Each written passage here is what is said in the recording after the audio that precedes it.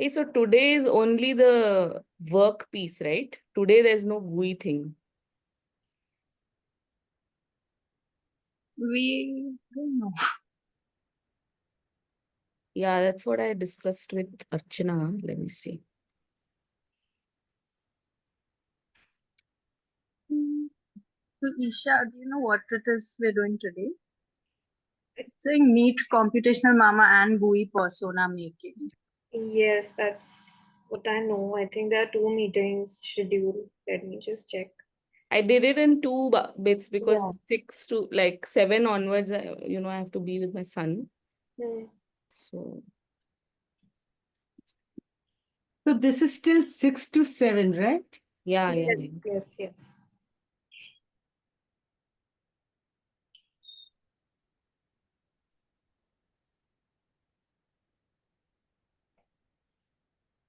So now, okay. Okay, it's not working. Sorry, I had one extra set of slides, but my hard disk has refused to work, so I will wing it. Do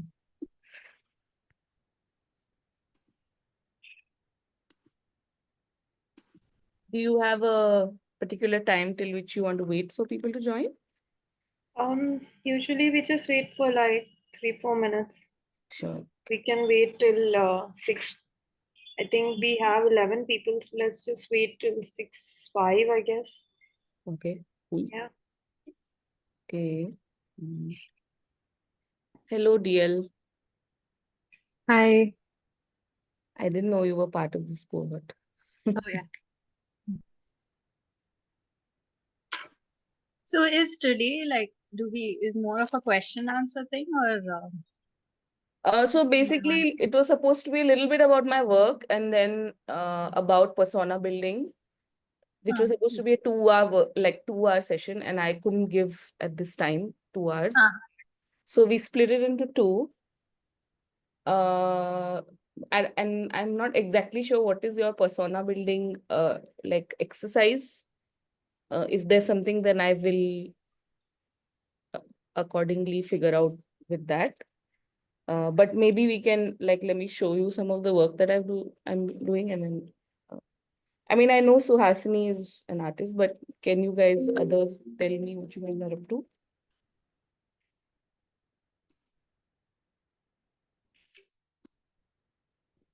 Filmmaker, video producer.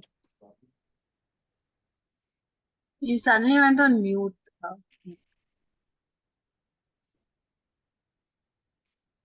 Do you wanna tell me what you all are up to, like in life, and then maybe it will give me a sense of how to navigate the afternoon evening. You can write in the chat if you don't wanna say.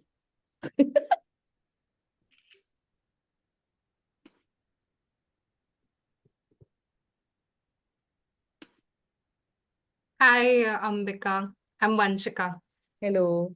I'm a lawyer turned creative person now, I guess.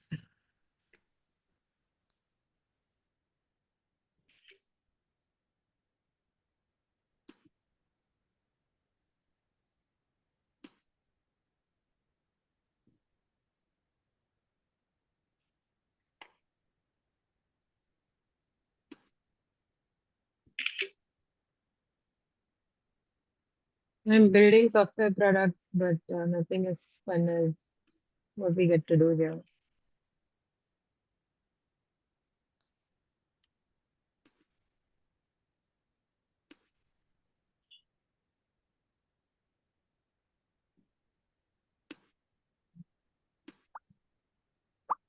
Then, are you all based out of Bangalore?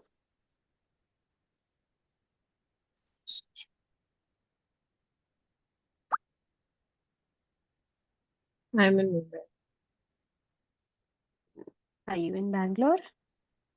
No, I live in Udaipur, but today I am in Jaipur.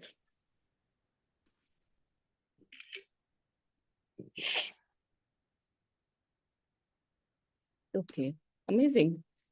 So maybe we'll start. if that's okay. Yeah, I think it's 6-5 also. I think we have like 11 participants, including you and me. 12 now. So that's So okay. Swasni, I didn't know you're in Jodhpur. No, I visit Jodhpur. Since last year I've been I'm kind of like visiting faculty there. I see. Okay. Well, if you are here on Sunday, we have a workshop on coding and zine making. So Ooh, Jaipur. So let me know. damn. Okay, I'm back in Bangalore now though. I was there until last week, Okay. but I'll reach out to you next time I'm there actually. Okay. Awesome. So I'm computational mama, and I prefer to publicly go by that. But if you know me personally, you can also call me Ambika. So I have several hats, including work around AI. Of course, I work with GUI as head of developer relations, which is also going to be part of today's sense of what's happening. But I'll just give you like background about how I got into AI and what are my sort of eventual ideas about what I want to do around it. And I'll run you through this is an oldish presentation, but it kind of still always rings true. So I've been looking at this idea of like absences of bodies in generative AI, and I think in particular, looking at it in terms of images. Um, so I live in Udaipur, and I live with my mother and my son and my grandma. So that's 91, and my mom is like 64, and my son is 7. And my partner lives in Amsterdam. He and I lived in Delhi for some years, and then he moved there for his studies.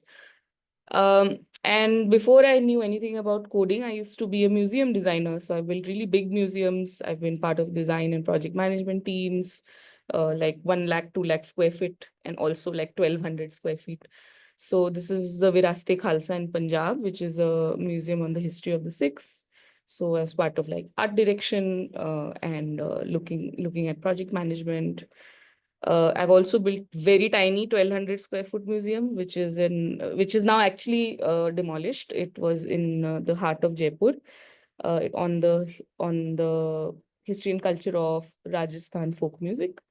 And much of my time through these years used to be spent like in these websites, which basically were, this Cornell and British Library, whatever, like looking for the right references in context of like building artworks like these, making sure that, it's historically referenced well, the piece looks good.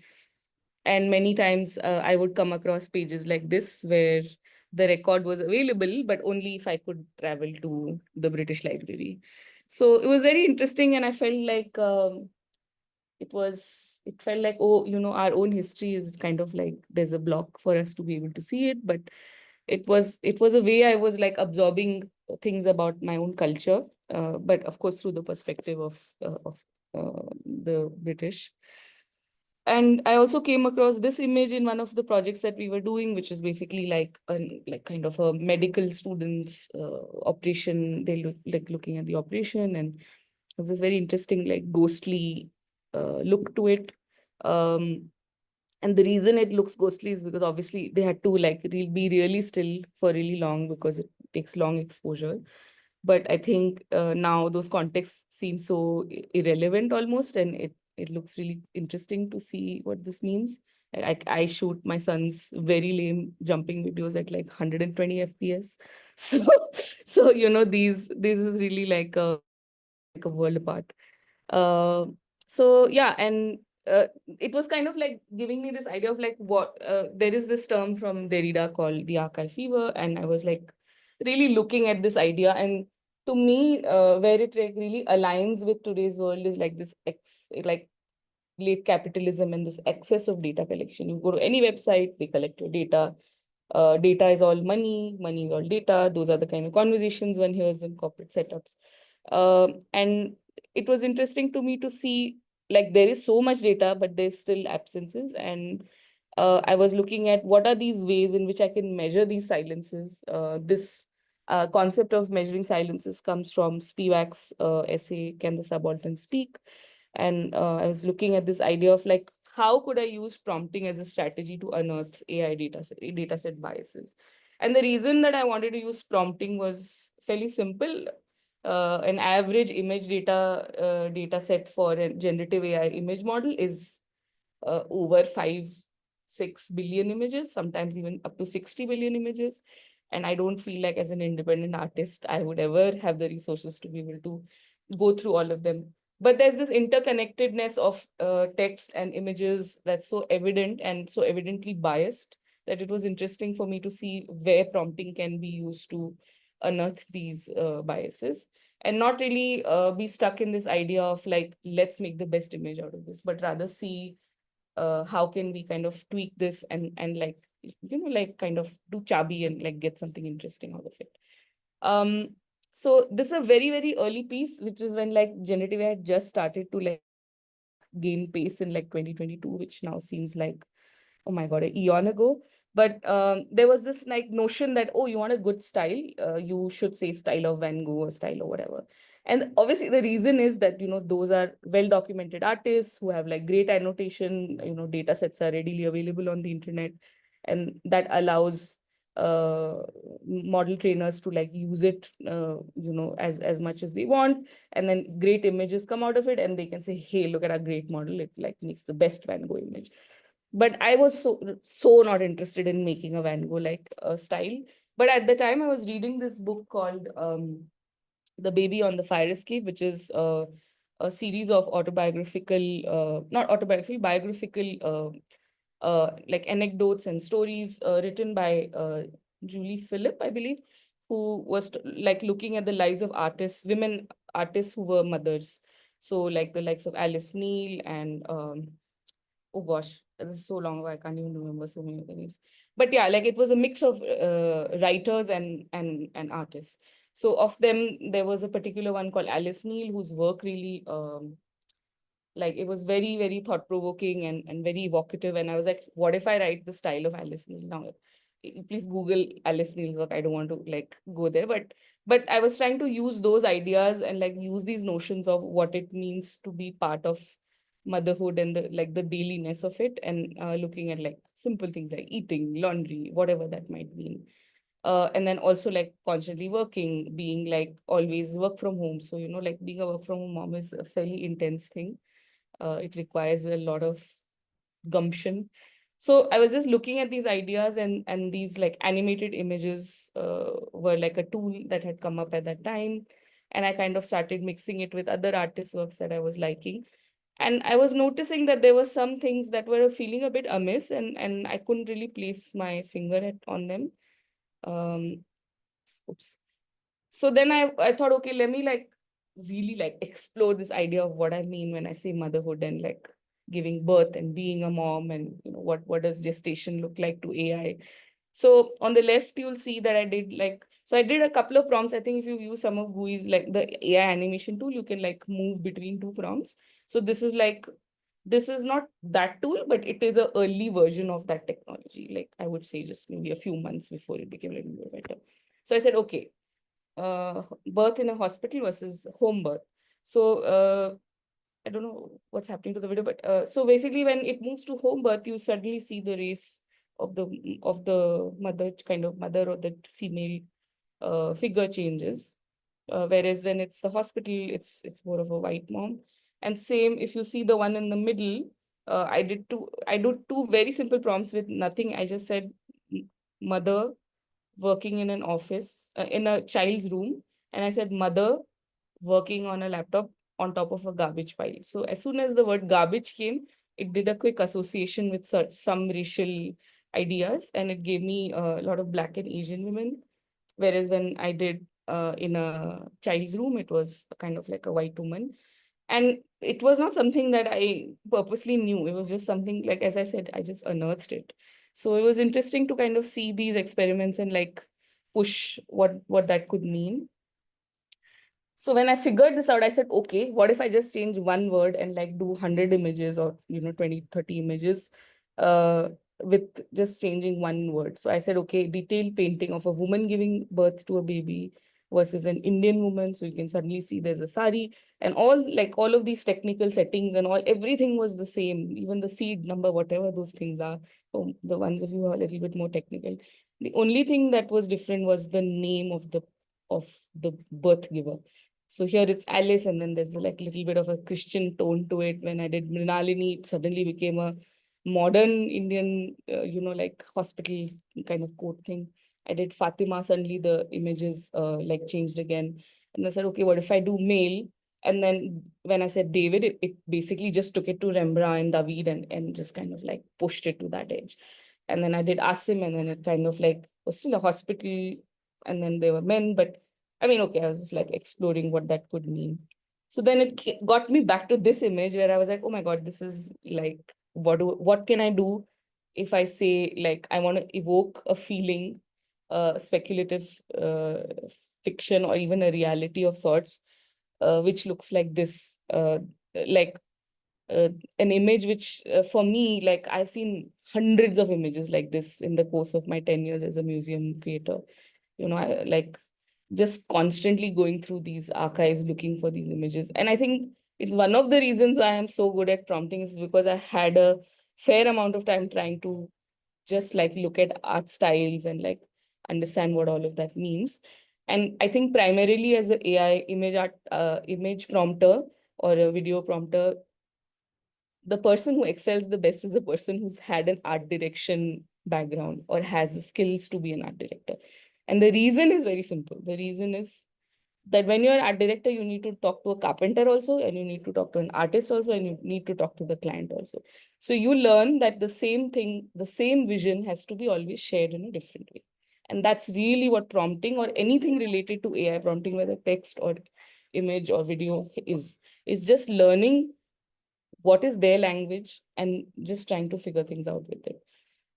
So I started this series, which I called the Archive of Lost Mothers. So I was looking at this idea of like, what is it to have these kind of like post-human mothers? Like, what would it mean if we had the ability to, I don't know, evolve in interesting ways that could help us in our daily, have more limbs, have, I don't know, whatever else that might be.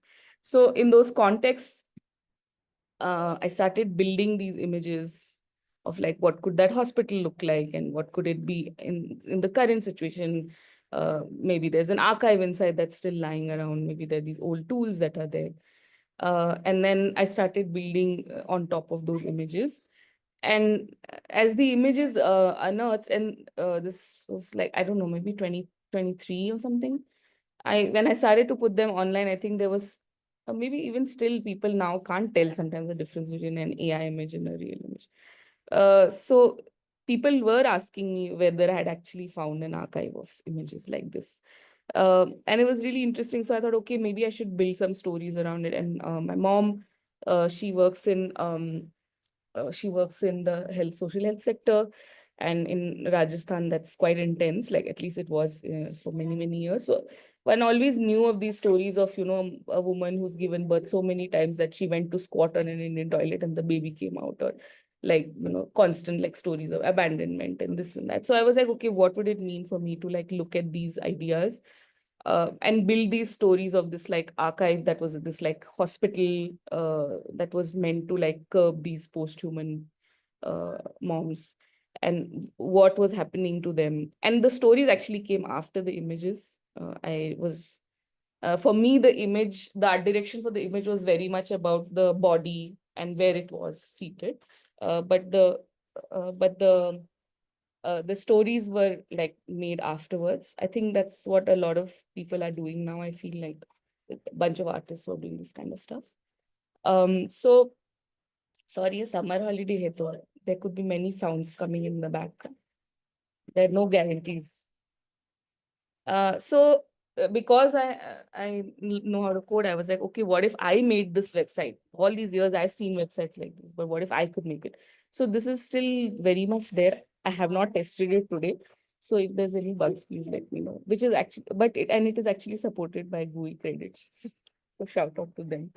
So I built this little archive where every time you go in, sorry, Bebu, beta, please यहाँ मत रहो.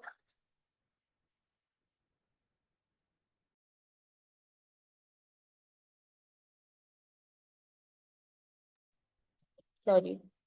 So, I started looking at these archival images, but you can already see like there's no archival image that will look like this.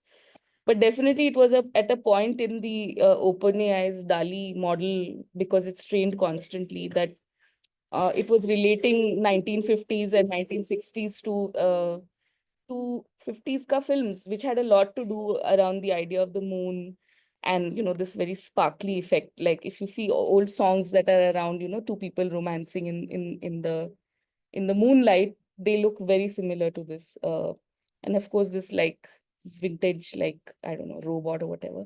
So, and many of these, of course, not mine. They have been prompted by others who visited the website. So something like this, where it was a person of another country, I think they are Dutch, and she was prompting it and used the word yurt, and now that's something that's absolutely not part of any kind of architecture within our landscapes. So suddenly, like, Lost Archives became a place for people to try all sorts of strange things. If you go to the gallery even now, like, it's kind of a little bit strange. Anyway, but the idea was for me to be able to, like, present to you this website which says that, hey, you've come to this archive, find an image. And I think usually that's what was my experience. I was going to an archive and I say, I want to find an image around hospitals in Bombay from the 1800s. So because I knew, I mean, it may not necessarily be so easy for, everyone to use it. I just gave only 2 blocks. I was like, okay, try something around this. Like, let's see where it takes you. And then maybe it's just a video of the same thing. So basically you just say find an image, but it's actually creating a new image for you every time. So now basically I have an archive of these images, which are now probably like in maybe about 500 of them. I don't know. I don't know what to do with them though, but what is interesting now to see, but I've not looked at it for a while, but to notice and observe how, if you like, earlier, if you go down to the very bottom of the gallery, the model keeps getting tweaked. Who is tweaking the model? OpenAI, every time you are using DALI on their chat GPT or whatever.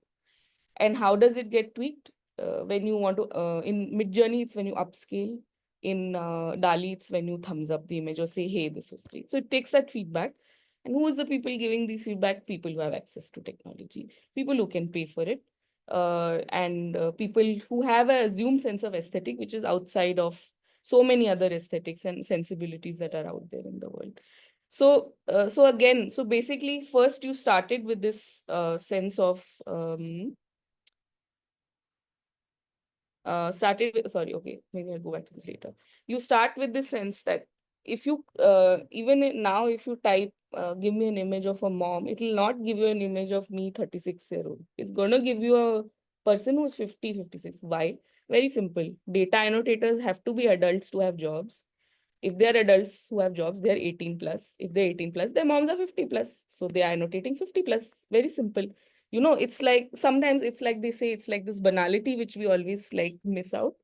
And if you want to see a young mom, you have to see a young mom. You have to see a mom with a baby. And then if she's with a baby, early on in DALI, she used to always look very sad and tired also.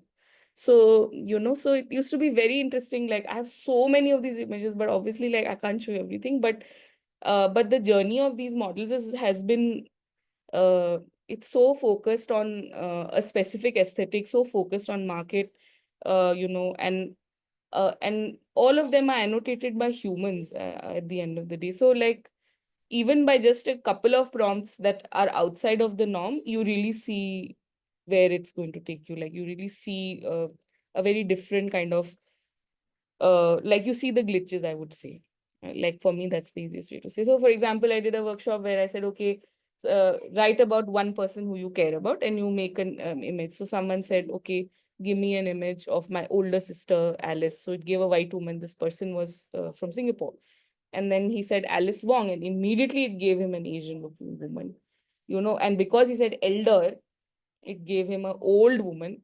But his sister was only 2 years elder to him, maybe in her, just about 40. So So those specificities are like, and it's the same, no? Like if you have an artist on your team and you have to art direct them and you tell them, make an image of a mother, they come with their own biases, no? They come with their own styles, they come with their own understanding of what those ideas are. Maybe you didn't tell them where the person is sitting, so they put it exactly where they know their mom always sits, maybe at the dining table watching Instagram.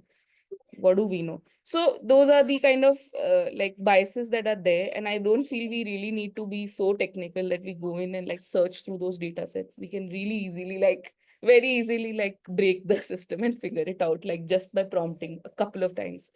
And I always urge people to try it. So now I'll move a little bit on to what I've been doing recently, is basically like looking at what it would mean to build a small image model. Now, this is basically a model trained on top of a bigger model, but it's smaller, so it basically is less compute. So I've been testing that out, and now we do have a few tools in GUI that we are kind of putting out there as well. But yeah, so I'm kind of looking at that. But for a bit, I kind of stopped this because it was so intense and there was so much new stuff happening. And then so much of it was already getting paid and going into that kind of subscription model that I took a pause.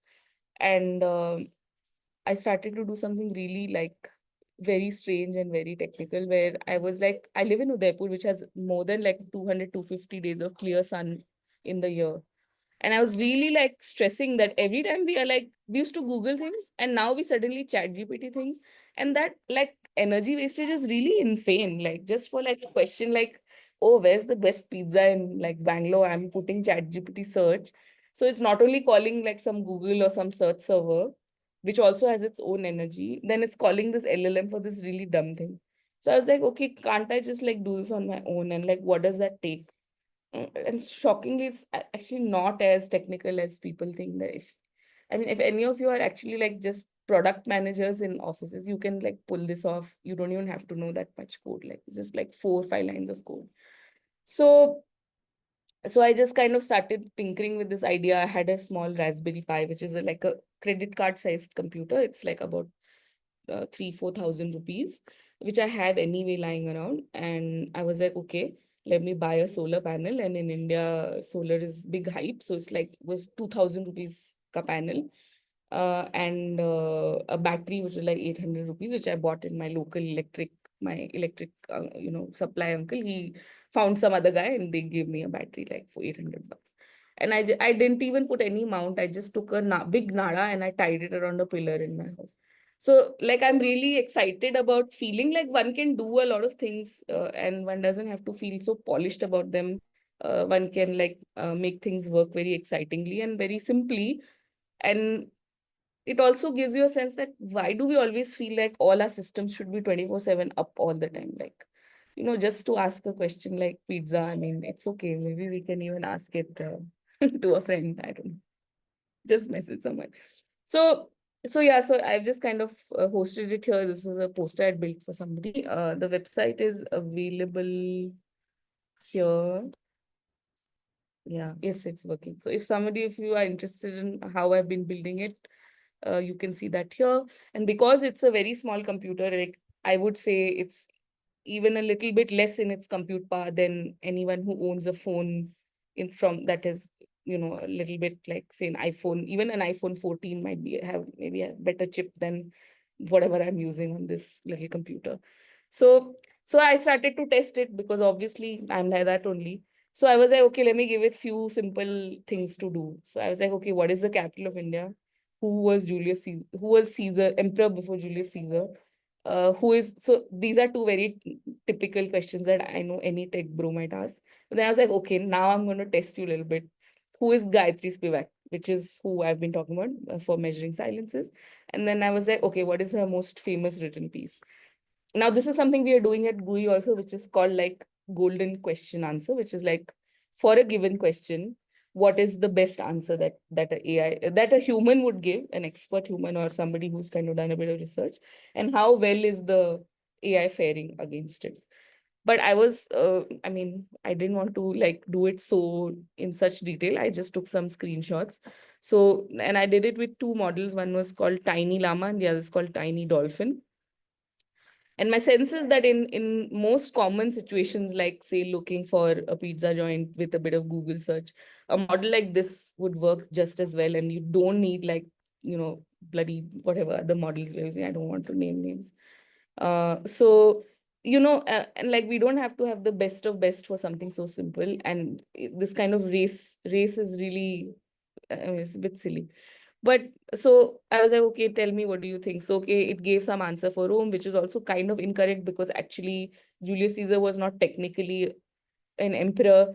He was kind of like this semi-dictator, and his son or his nephew or somebody was the one who actually became the first emperor or something. But anyway, it made up names. It's like, okay, Tiberius and blah, blah, blah.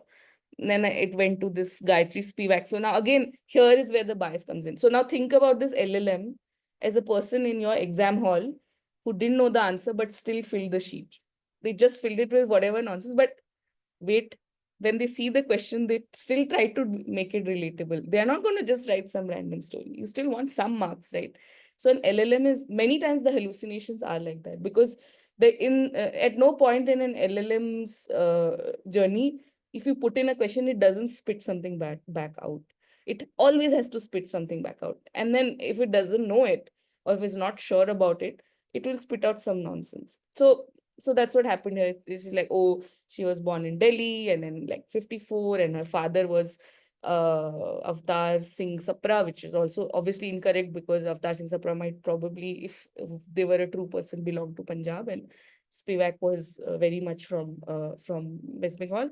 And similarly, like, what is her most famous written piece? And it just kind of said, okay, translating the world selected essay, and published it whenever.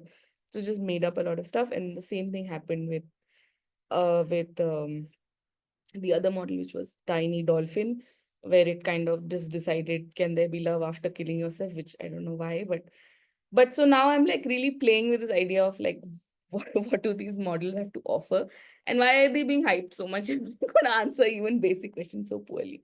And who are those basic questions meant for, and who is the one asking these basic questions? So while the exercises themselves are fairly simple, I think they tend to like show through reflection some really like crazy kind of things. And as a I did a talk around this piece. So along with this, and then Spivak's essay, Can the Subaltern Speak? I used GUI's Copilot to build a small Copilot which can answer better than these LLMs. But of course, it doesn't run on solar power. But at least it's a bit more sensible. Let me just pick it up. And I think that might be interesting for you in your like journey to just have a look at. I can send the link as well if I find it. Yeah, so yeah, so again, I just gave it a simple prompt, and I had one like a YouTube video where I was talking about this project and the idea of bias, which actually is a very nice talk if you guys want to see.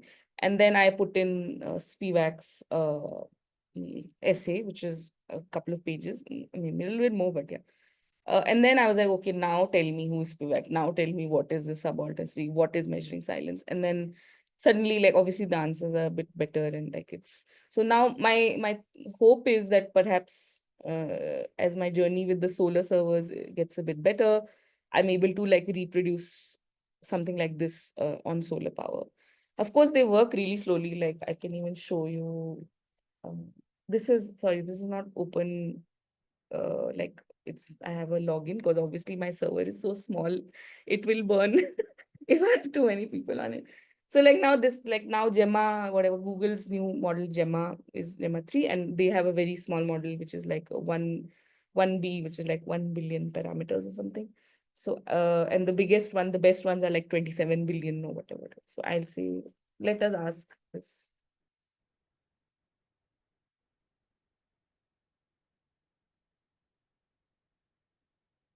And it'll take really long, so like you guys have to, or it could break. All sorts of possibilities are there. So yeah, it's a very exciting and interesting journey to work with these technologies.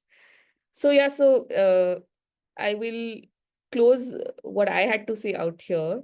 And then either you want to do a Q&A with me, or you have some specifics that you want to ask about your persona exercise, and we can do that, or I can give you some pointers on prompting.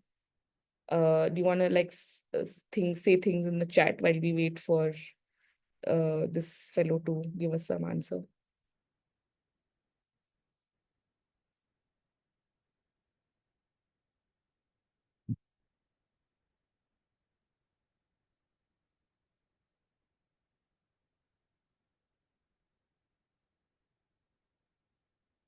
Hello, hi Ambika. Hi, Malvika. So I'm trying out a bit of a layered narrative with the kind of character that I'm building. So I'm using a lot of fantastical elements, but kind of rooted in this old tale of Tilakwada, which is this clay central place out here in Gujarat. And they create these tiles, and basically the soil there, they don't allow anybody to harvest that soil because it's thought to be super auspicious, and only the people from that community can access that particular soil. So I was kind of correlating it to these masks that I used to see in Bangalore a lot, the Rakshasa mask. So I was trying to develop that fantastical elements of like keeping people away from your community to protect certain indigenous value systems and materiality. So what suggestions do you have when that character is developed out of a mixture or fusion of certain things? Okay, right. Okay. So do you need to know specifically for image prompting, or is it for the animation tool, or are you building some other kind of text-based project? I do want to know for kind of characterization of it and then bringing it into the animation bit, because it does get quite distorted when I try to bring that image into animation, and it Right. starts like really morphing a lot. So how Yeah. do I slow it down, or how do I kind of make it stay in a certain way? Right. So the thing with one is that GUI's image. I don't know. Are you allowed to use other tools? I'm not sure. Okay. So you're only supposed to use GUI, is it? Okay. I've So been just using GUI for now. Yeah. right. So GUI's tool specifically is the animation tool is it has a little bit of an older model, primarily because people are still figuring out all of this. But the way it works is very different from new video models that are out there. The way it Mm. works is, the new models are very specific. Like if you use Runway or something, it's like you put in an image and you put in a bit of a prompt. So it does some kind of like a vision identification of what that image is doing, and then tries to do these like little movements or whatever, like based on however, Yeah. right? So, and that image that you inputted could have also been an AI image, which you built on another tool, basically, right? And then on GUI, the way it works is, think about it. I don't know, since you mentioned you were a curator. Think about it like cell animation. So it's like Mm. you're building one image on top of the other, and every image is ever so slightly different from the last image. Mm. So and unfortunately, with the way the model algorithm or whatever the code of it is, not how we've built the tool, but just how it is that there's very little you can uh, change in terms of how it ends up morphing, but you can really control what that morph could mean in the end, like, how you play with it. So the simplest example that I could give you, and I think perhaps it would be easier to think about this, like maybe you build, 1 second. I hope I got this URL right. I'm sorry. Maybe to build, like use the tool to build, say, backgrounds or like ideas of a city, which even if they do morph, will still give you something meaningful. Because I think if you try to do more human kind of images, it will fail quite a bit. And I think I would hearken it back to the same thing, like, you are one art director, but the tools are many artists. Everyone has their like best qualities, and everyone prefers to work in a certain way, and everyone can only output certain things. So cities work really well, ocean scenes work extremely well. Something simple like, maybe you have this boat kind of a thing. So I would say environmental, what we call environmental graphics work quite well. But trying to do humans can sometimes be quite difficult. I mean, the simplest thing you could, I don't know what are the restrictions or specific things around how you have to use the tool, but perhaps you want to use this as a background and your characters in the front, and maybe they're just static or something. I don't know. Or maybe you want to put it in another tool like Eden or Runway and make that animated as you prefer, and use the image tools from here. So, I mean, I would really lean a bit more on Archana to give you the right answers of those things. But I'll just bring it up with her as well. But if you've seen the image generation tool, it's got like more like new models, like the newest DALI and Flux, which is a like very hyper new model, which can give reasonably good images. And what I can suggest is there is a very simple set of guides which I've built over the course of the last year and a half, where you can really like pick up some syntactical nuance to get the right kind of images. And I think this, if you've not gone through this, is really useful. So you can break it down into these 4 parts: medium, subject, style, and the details that you want.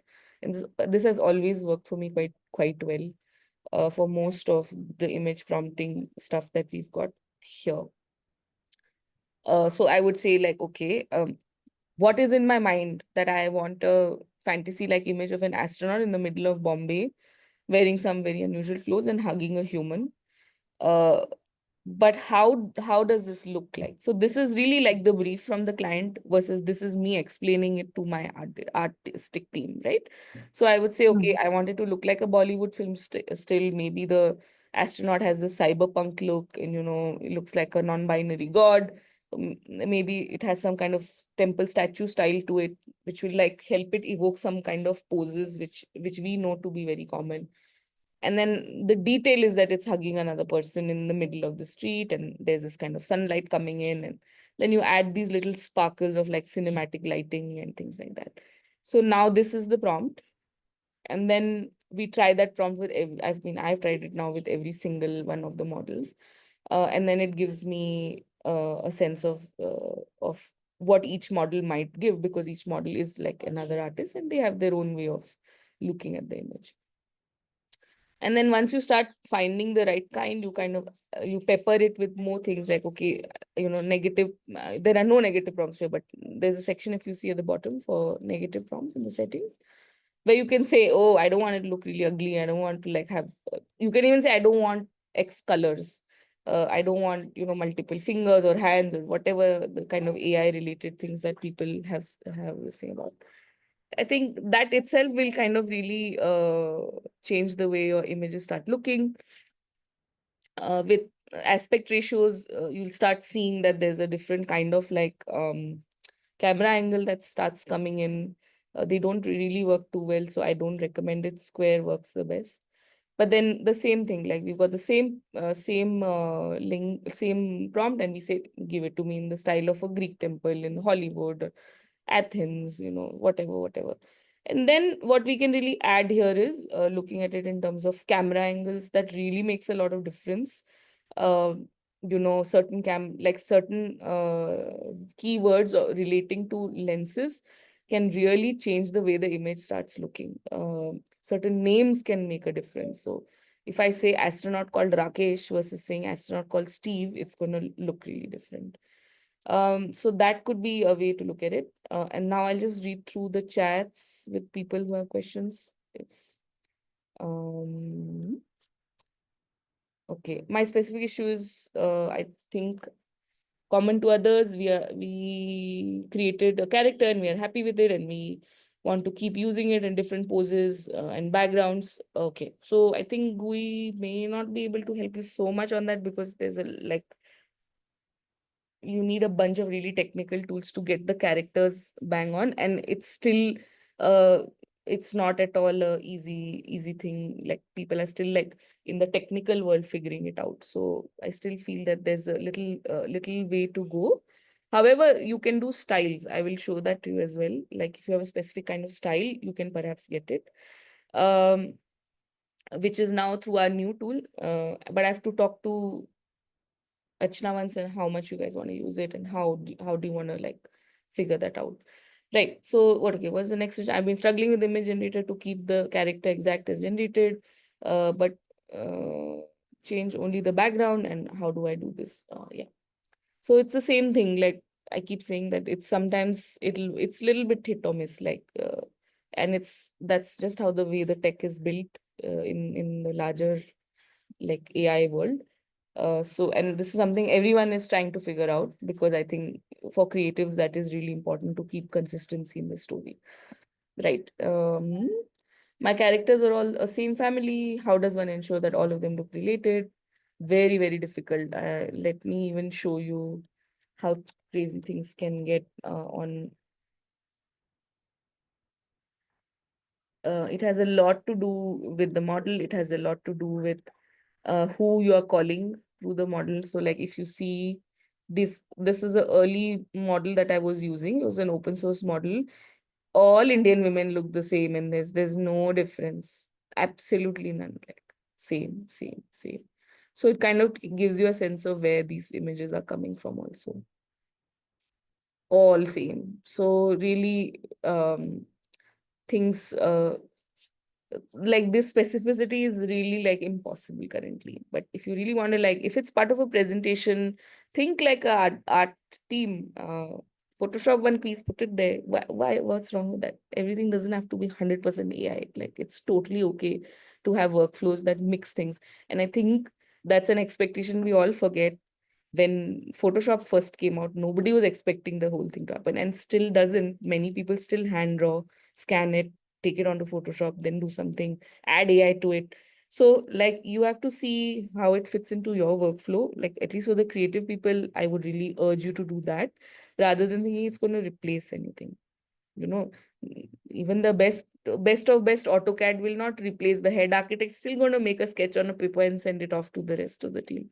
You know, Frank Gehry was well known. He would just crush paper and leave it on the table, and a huge technical team would come and just 3D scan it, like in the 90s when 3D scan was not even heard of. So it's really on us, like how we use the tools, and how, you know, the tools themselves are evolving in certain ways.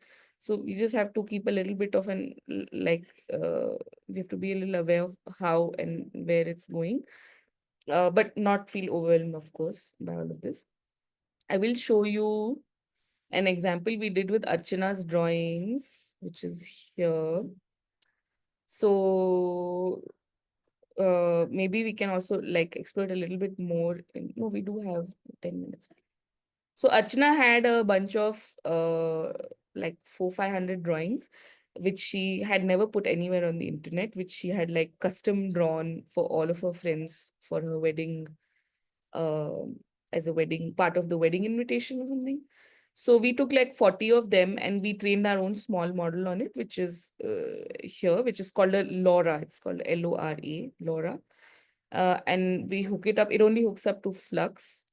And basically it took that line drawing style of hers and it can create, maybe let me, is that slide thing with you, the slide deck, maybe from last Gathe thingy, Beyond Bias? I'll just try and find it 1 second if I can. Oh, sorry, I'm in the wrong drive.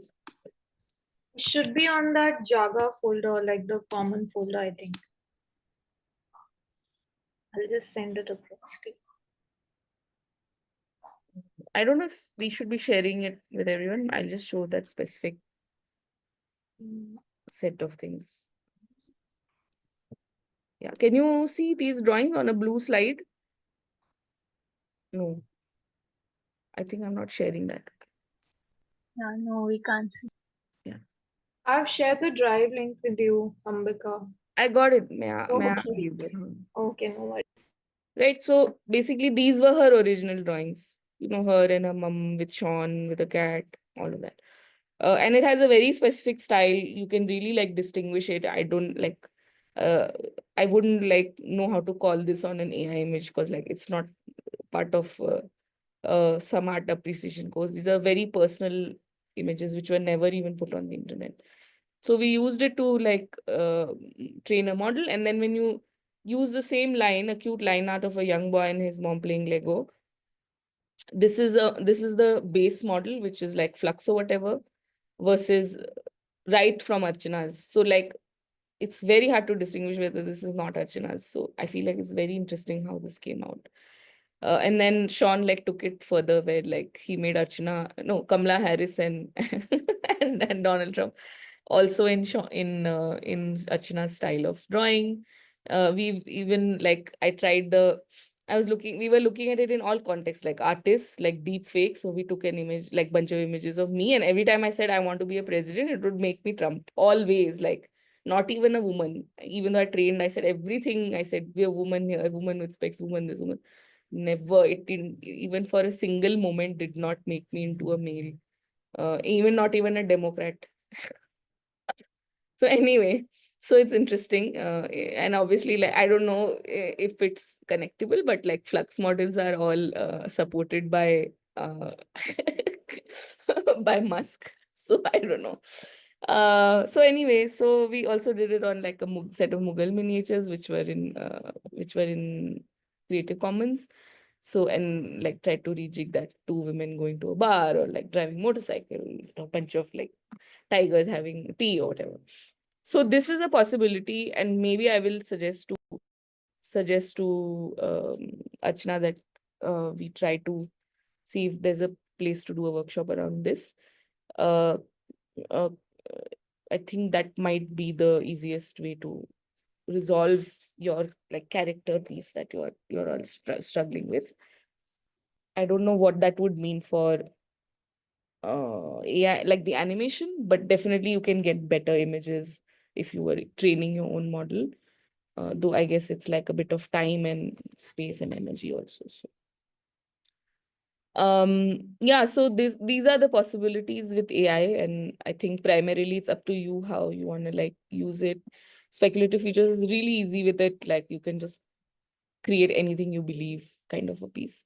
But yes, prompting is not a science. It's very much like trial and error. You really get to places like sometimes I've taken 100 prompts to get the right kind of image because every single word like holds meaning. So like two young women partying is very different from what I would imagine it to be, because somebody something got some crazy like inappropriate images and tagged it as women partying. So, I mean, those are like small things, but I would say specifically, like culturally, we also have a lot of issue with prompting. And I feel like the stable diffusion model was a bit better. DALI is okay, but Flux is terrible at Indian context. It's really, really bad. And it takes quite a bit to get it to work interestingly and give something that really, uh, is believable, or even close to something that we understand. So keeping stuff at the edge of like looking real is really where AI speculation shines. But to get it going can take quite a bit. And it just like it's patience mainly. I think in terms of credits, you guys are sorted, and at least until you're in the fellowship. So any of you who has I mean, I shouldn't say this, but if you have got a M1 or above MacBook, it's not difficult to do all of this on your computers. It will take a toll on the computer. So if you're okay with that, because I am computer mama, so I'm okay with it. So you can consider looking at that. Or if you have a gaming kind of a laptop, which has like maybe say 3060, 3070 kind of a graphics card or higher, you can also try many of these things offline. I mean, look at me. I'm like running an LLM on a Raspberry Pi, which is like weaker than a average phone of today. Which reminds me, let's see if it gave any interesting response to my query. Where did it go?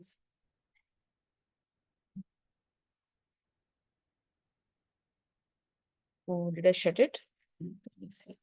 No, it's here. Oh, so it turned Spivak into a man, which is very disappointing. Spivak spent a lot of time in France, and she was very well known for translating Derrida's work. And then she went off to the US. So all these 2 points are also wrong. She did work in linguistics, but these things seem a bit off. Yeah, and of course, these pieces are really off. But what's interesting, if you notice the way these models are now trained, is that a simple question, who is Spivak, gave us very detailed pointers, like almost like it was a Wikipedia kind of a question. Notable works, influences, literary criticisms, contributions, philosophy, like basic life and early life and early and education. This is a very common thing on any Wikipedia, even if you are reading a celebrities Wikipedia, which I do a lot. So this stuff is, so it's like, it's some pieces are working interestingly, like they're trying to figure out, okay, if someone asks this question, how do you respond? Like if someone asks a question about someone, which makes sense, but obviously all of it is wrong, which is terrible. So yeah, I mean, it's really worth thinking about, like what this is going to mean for us. I for me, I particularly fear for you, Ben, because like a Google search is like a bunch of links and you have to go through every link and figure if you want to believe this link or not. But this is a written statement which seems pretty real, and one has to assume that it's right. So I feel like someone hasn't gone through Google search in their life. Like I don't know how some tool like this would be. Particularly now it's so easy, like WhatsApp has Meta directly on top of like the chat, and people do ask it questions and like find that the responses are wrong. And especially now, so much more with all of these technology giants, leaders aligning so right wing. Like I don't even know where that is going to go. So anyway, but that's why we have solar servers. So anyway, so this is where I'll close. Is there someone whose question did not get answered? Because I feel like all of you are pointing to a very similar kind of question, and I think it just requires you to be able to use a different kind of tool. But it's still in beta, so I need to ask GUI team if they want to use it at such high scale. So Ambika, I had one question. yeah, I wanted to know if we can feed a still image in the animation generator to make our animation, no? not on our tool. You can do it on Runway Okay. and the other tools. Okay, thank you. You Hey can try Ambika. Eden. If you all are working with Eden, try it. No, are you? Hey, I have a question. Yeah. You said you worked on the Raspberry Pi to create the LLM, right? So, No, how to did run you? the LLM, not to create it. Okay, yeah, sure.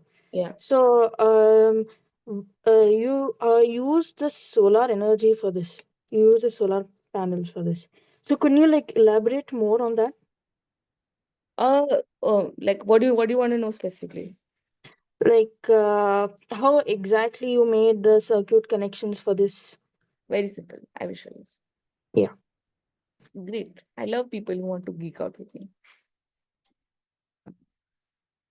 It's all here. If you go to solar.cmoma.xyz, you'll find it. But the basic thing is the solar panel goes to a solar charge controller. And the solar charge controller has 3 points. One is the power input of the solar panel, and one is the power output to charge the battery, and one is a direct power out. And then you connect it to either you can connect it to the direct power out, and there are sometimes USB ports inside it. Like here, there are 2 USB ports. So mine is just connected to the USB port. So when the sun is down and there's no voltage, it takes battery power. And when the sun is up, the battery charges and the power is from the sun. And the connections are very simple. You don't need to solder or anything of that sort. No, maybe there's a picture here again. Okay. No, I mean, it's changed a bit, but the basic funda is the same, that the solar power is outside on the terrace. There's a long wire that comes in. It goes into these left guys. And then this is the battery charging here. And then 2 more points come out of this for if you want to do like larger number of power points. But I just connected it here to this, and it's been quite okay to work. Yeah, but like sometimes it I still don't have a way to check battery, like how much power is being drawn, like how will it work summer versus winter, all of those kind of things. How many panels I need. If you really want to learn just about figuring out how to get a solar connection working to any small computer, this is an excellent source reference, which is basically what I looked at. Of course, it's European, so they they expect you to use more number of solar panels because obviously they don't have sun like us. So this is excellent. Like they've got really good resources. You have to do a little research in figuring out how they'll work for us in India, but it's not difficult. You can always message me, and I'm so happy to help anyone who's interested in this project. However, the caveat is that I don't. If you live in Bangalore, I don't know how much sun you're gonna get. So I don't know if the exercise is worth it unless you want to do like an exercise bike solar panel, like powered server or like a wind powered server or something.